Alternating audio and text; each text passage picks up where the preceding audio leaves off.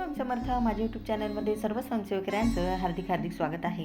तुळशी वृंदावनातील तुळशीचा रंग जेव्हा बदलतो तेव्हा आध्यात्मिक त्याचे कुठले संकेत आणि आपल्या जीवनावर त्याचा कुठला परिणाम होणार आहे त्याबद्दल आपण आज या व्हिडिओमध्ये बघणार आहोत. तर सर्वांना सर्वप्रथम श्री स्वामी समर्थ.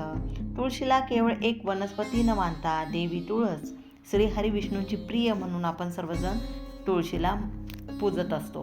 ज्या घरात तुळस असते त्या घरात सकारात्मक ऊर्जा, आरोग्य, शांती आणि समृद्धीचा वास असतो असं म्हटलं जातं. पण कधी कधी आपण पाहतो की तुळशीची पानं पिवळी होतात, कधी काळी पडतात, कधी लालसर किंवा फिकट दिसतात. तर हा बदल फक्त नैसर्गिक नसून आध्यात्मिक दृष्टिकोनातून त्यामागे काही महत्त्वाचे संकेत देखील लपलेले असतात. आजच्या या व्हिडिओमध्ये आपण जाणून घेणार आहोत की तुळशीचा रंग बदलण्यामागील आध्यात्मिक कारण व त्याचा आपल्या जीवनावर होणारा परिणाम. व्हिडिओ शेवटपर्यंत नक्की पहा.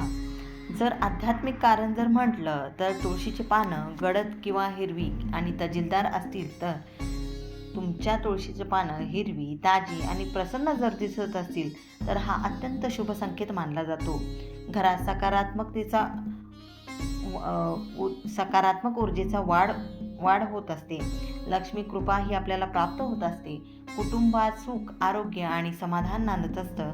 अशा वेळी तुळशी पूजा अधिक श्रद्धेनं आपण सर्वजणांनी करावी. तुळशीची पाने जेव्हा पिवळी पडू लागतात तर तुळशीची पाने पिवळी होणं हे आध्यात्मिक दृष्टिकोनातून चेतावणीचं संकेत मानलं जातं. याचा अर्थ असा घेतला जातो की घरात नकारात्मक ऊर्जा वाढत जाते, मनात ताणतणाव किंवा चिंता किंवा अस्थिरता असते, घरातील सदस्यांमध्ये मतभेद किंवा अशांतता असू शकते.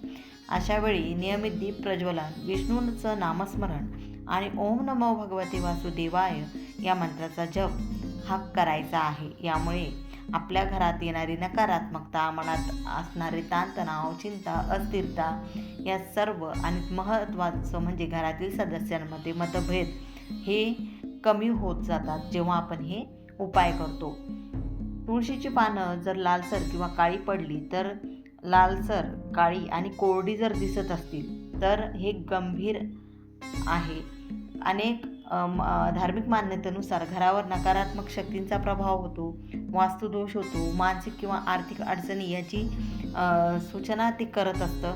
आणि अशा वेळी तुळशीची उपेक्षा न करता तिची अधिक काळजी घ्यावी, नियमित पूजा करावी, सात्विक जीवनशैली अंगीकारावी.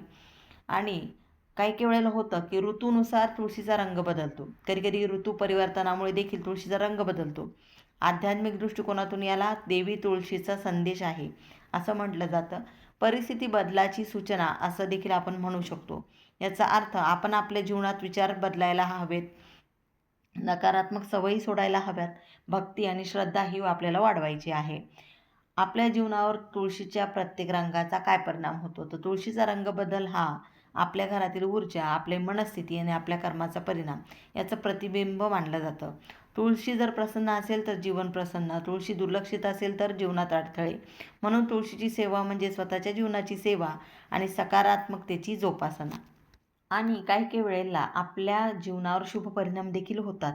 घरात शांतता, समृद्धीची भावना वाढते आणि भक्ती आणि सकारात्मक चेतना वाढवते. मन शांत करतं, स्थिर होतं, ध्यान भक्तीचा अनुभव हा प्रगल्भ होतो. नकारात्मकतेऐवजी सकारात्मक ऊर्जा वाढवते.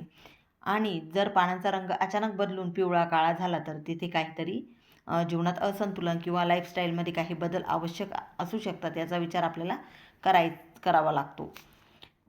तुळशीचा पानांचा रंग बदलणं ही पारंपरिक धार्मिक मान्यता आणि ऊर्जा संकेत यांचं मिश्र परिणाम मानला जातो. शुभ ऊर्जा, समृद्धी, आरोग्य आणि शुभ परिणाम याचं सिग्नल देणारा हा बदल आहे. ऊर्जा असेल, तणाव असेल, नकारात्मक संकेत असेल, जीवनामध्ये येणाऱ्या समस्या असतील त्याचं रूपक बदल म्हणजे हा रंग आहे. धर्मीय दृष्टिकोनातून हे बदल मनाच्या, घराच्या ऊर्जेच्या अवस्थेचा संकेत मानलं जातं आणि त्यानुसार पूजा अर्चना, ध्यान साधना आणि आयुष्यात योग्य निर्णय घेण्याचं प्रोत्साहन देखील आपल्या सर्वांना मिळत असतं. तुळस हे फक्त एक वनस्पती नाही, ती आपल्या जीवनातील ऊर्जा आहे, श्रद्धा आहे, कर्माची साक्षीदार आहे. तिचा रंग बदलणं हे आपल्याला जागं करणारा संकेत आहे, आत्मपरीक्षणाची संधी असं आहे आत्मपरीक्षणाची संधी आपल्याला मिळते.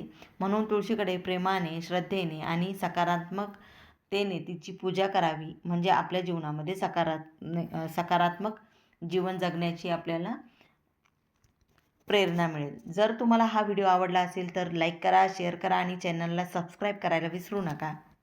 झालेली सेवा ही महाराजांच्या चरणी मी रुजू करते. व्हिडिओ आवडला असेल लाईक करा, शेअर करा, सबस्क्राईब करा. सर्वांना श्री स्वामी समर्थ.